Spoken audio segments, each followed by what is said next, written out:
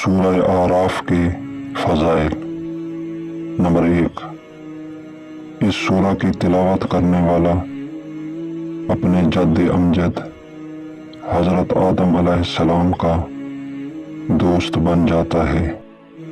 Number 2، ہر جمعہ کو اس کی تلاوت کرنے والے سے قیامت کے دن حساب و کتاب ہی نہ ہوگا۔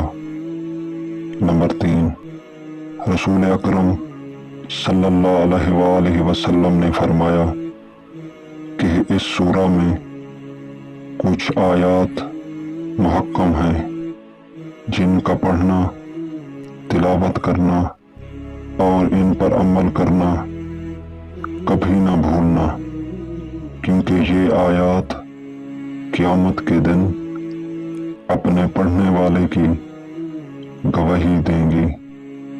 نمبر 4، ہمارے عمل کے لیے اس سورہ کے چند پیغامات یہ ہیں۔ اللہ نے عالم ذر میں ہم سے راہ راست پر چلنے کا عہد لیا تھا، جسے ہم نے بھلا دیا ہے۔ اس سورہ میں سابقہ انبیاء کی قوموں کے حالات بتائے گئے ہیں تاکہ ان کے برے انجام سے ڈرایا جائے۔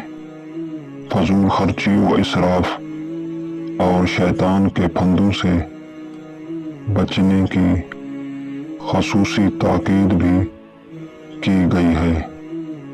اصحاب اعراف یعنی معصومین علیہ السلام کی فضیلت اس میں بیان ہوئی ہے۔